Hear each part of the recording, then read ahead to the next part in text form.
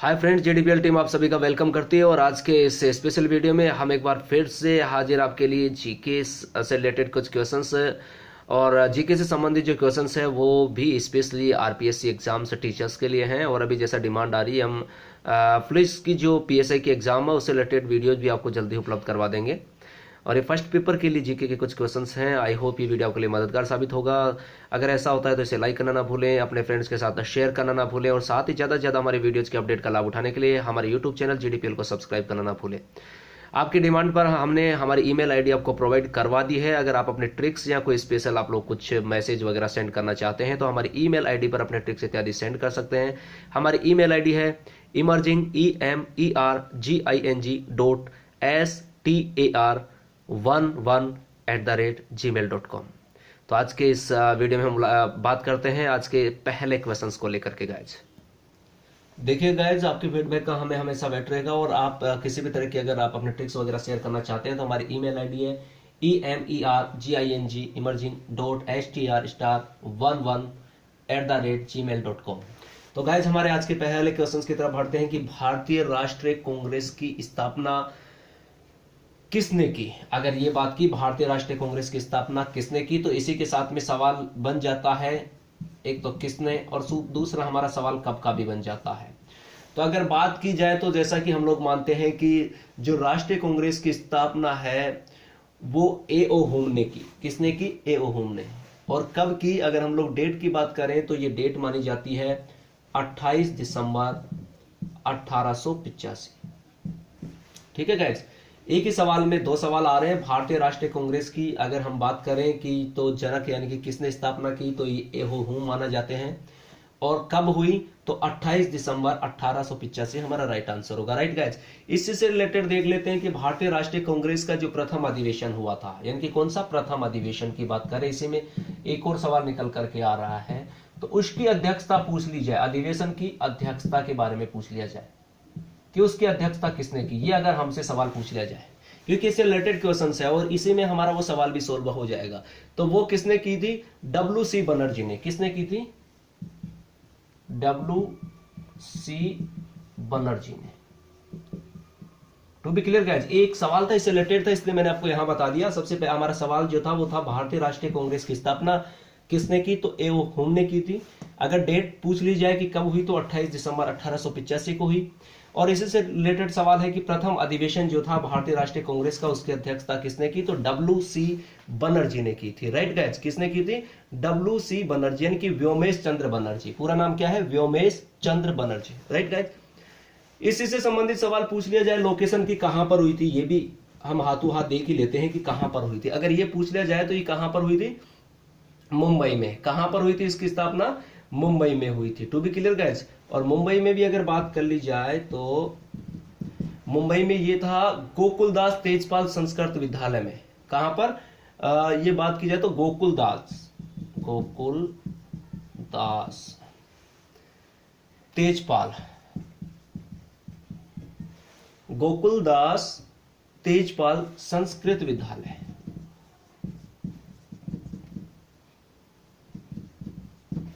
To be clear guys, तो और इसका नाम इंडियन नेशनल कांग्रेस कैसे रखा गया ये भी हमारे पास सवाल है। तो दादा भाई नौरोजी के कहने पर इसका नाम इंडियन नेशनल कांग्रेस रखा गया था, इस बात का ध्यान रखिएगा। यानी कि भारतीय राष्ट्रीय कांग्रेस का नाम क्या रखा गया? Indian national Congress. किसके कहने पर रखा गया? दादा भाई नौरोजी के कहने पर रखा गया। तो देखिएगा, एक सवाल में हमारे पास 4-5 सवाल हैं जो इंपोर्टेंट हैं, कोई भी क्वेश्चन पूछा जा सकता है। भारतीय राष्ट्रीय कांग्रेस की स्थापना एओ हुम ने की थी, 28 दिसंबर 1885 को की थी, मुंबई में की थी, गोकुलदास तेजपाल संस्कृत विद्यालय में। और इसका जो भारतीय राष्ट्रीय कांग्रेस का प्रथम अधिवेशन की अध्यक्षता डब्ल्यू.सी. बनर्जी अर्थात व्योमेश चंद्र बनर्जी ने की। और बात की जाए कि भारतीय राष्ट्रीय कांग्रेस का नाम इंडियन नेशनल कांग्रेस किसके कहने पर रखा गया तो दादा भाई नौरोजी के कहने पर रखा गया। यह था हमारा पहला सवाल। अब दूसरे सवाल पे डिस्कस करते हैं हम। अगला सवाल है गाइस, पहली बार जन गण मन कहां गाया गया? जन गण मन कहां गाया गया? तो कहां गाया गया ये हमें पूछने लोकेशन किसके बारे में? जन गण मन के बारे में। टू बी क्लियर, तो सबसे पहली बात करें तो ये जो पहली बार गाया गया था, ये गाया गया था कलकत्ता में। कहां पर? कलकत्ता में पहली बात। इसी में पूछ लिया जाए कि कब, अगर ये बात पूछ ली जाए तो 27 दिसंबर 1911 को। एक सवाल था हमारा, यानी कि सवाल यह है कि पहली बार जन गण मन कहां गाया गया, तो हमारा आंसर है कलकत्ता में। किंतु अगर ये सवाल पूछ लिया जाए कि कब गाया गया पहली बार, तो 27 दिसंबर 1911 को गाया गया। To be clear guys. और ये कहां से लिया गया, ये इनके रचयिता कौन, अगर ऐसा पूछ लिया जाए तो ये जो है वो रविंद्रनाथ टैगोर के द्वारा है। किसके द्वारा? रविंद्रनाथ टैगोर के द्वारा, ठीक है। और इनकी पुस्तक है जिससे लिया गया है वो है गीतांजलि। कौन सी पुस्तक है? गीतांजलि। तो एक साथ हमारे दो सवाल और निकल करके आ गए। पहली बार तो कब गाया गया? कलकत्ता में। कब? 27 दिसंबर 1911। इसके रचयिता कौन है? रविंद्रनाथ टैगोर हैं। और इनकी कौन सी पुस्तक से है? गीतांजलि। किससे? गीतांजलि पुस्तक से लिया गया। और ये क्या है? भारत का राष्ट्रगान है। जनगण मन क्या है? भारत का राष्ट्रगान है। भारत का राष्ट्रगान है। ये भी याद रखना, काफी बार बच्चे भूल जाते हैं इस चीज को कि राष्ट्रगान क्या है भारत का। तो ध्यान रखिएगा, भारत का राष्ट्रगान क्या है? जन गण मन। पहली बार कलकत्ता में 27 दिसंबर 1911 को गाया गया। रविंद्रनाथ टैगोर के द्वारा रचित है। इनकी पुस्तक गीतांजलि से लिया गया है। राइट, किसमें? गीतांजलि में। और अगर बात कर ली जाए बाई चांस तो इसमें कितने पद हैं? कुल 5 पद माने जाते हैं। कितने पद माने गए? 5 पद माने गए इसमें। लेकिन प्रथम पद की जो 13 पंक्तियां हैं वही राष्ट्रगान के रूप में गाई जाती हैं। इस बात का ध्यान रखना। यानी कि हम गीतांजलि की बात कर रहे हैं तो गीतांजलि जो है उसमें से लिया गया है। इसमें कुल 5 पद माने गए हैं, लेकिन जो 13 पंक्तियां हैं शुरुआत की, कौन सी 13 पंक्तियां, यानी कि पहला जो पद है उसमें 13 पंक्तियां हैं। कितनी पंक्तियां हैं? 13 पंक्तियां हैं। उनको राष्ट्रगान के रूप में गाया गया है। ये ध्यान रखिएगा। कितनी पंक्तियां? 13। किसमें है? पहले पद में। और कितनी पंक्तियां? 13। उनको राष्ट्रगान के रूप में गाया गया, इतना ध्यान रखिएगा। और राष्ट्रगान को गाने में सामान्य समय की बात करें तो ये तो सबको याद है, कितना लगता है? 52 सेकंड लगते हैं। कितने लगते हैं? 52 second. To be clear, 52 second. ये बहुत इंपॉर्टेंट सवाल है। और संक्षिप्त रूप से अगर बोलने की बात की जाए तो 20 सेकंड का समय लगता है। 20 सेकंड का समय लगता है। कैसे? अगर संक्षिप्त रूप से बोला जाए तो, ठीक है। तो हमें स्पेशली क्या है, इसको गाने में जो टाइम की बात की जाती है वो 52 सेकंड की ड्यूरेशन होती है। कितने की? 52 सेकंड। टू बी क्लियर, एक बार फिर से देख लीजिएगा। पहली बार जनगण मन कलकत्ता में 27 दिसंबर 1911 को, ठीक है, रविंद्रनाथ टैगोर द्वारा रचित है। गीतांजलि से लिया गया है। कुल 5 पद हैं और पहले पद की जो 13 लाइन है उनको राष्ट्रगान के रूप में गाया जाता है। और ये भारत का क्या है? जनगण मन भारत का राष्ट्रगान है। इसको गाने की जो समय है सामान्य वो 52 सेकंड मानी गई है। और संक्षिप्त रूप से अगर बोलने की बात आती है तो 20 सेकंड मानी जाती है। To be clear. अब इसकी आगे बढ़ते हैं डिटेल्स में। अब यहां पर हमने लोकेशन तो बता दी कलकत्ता में। और कलकत्ता में जो गाया गया था वो कहां गाया गया था? कांग्रेस अधिवेशन में। कहां गाया गया था? कांग्रेस के अधिवेशन में।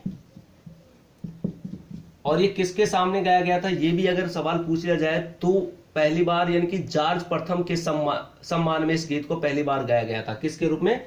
जॉर्ज जो था, जॉर्ज पंचम, जॉर्ज पंचम जो था उनके सम्मान में इसको गाया गया था। इस बात का ध्यान रखिएगा। पूछ लिया जाएगा सवाल कि क्यों गाया गया था, तो जॉर्ज पंचम जो था उसके सम्मान में इसको गाया गया था। कांग्रेस का अधिवेशन कहां पर? कलकत्ता में। क्योंकि कलकत्ता में गाया गया तो डेफिनेटली कहां है? कलकत्ता में था। और बात करें तो ये जो पहली बार है वो 1912 में। 1912 में एक शीर्षक था क्या? तत्वबोधिनी। क्या नाम था? तत्वबोधिनी।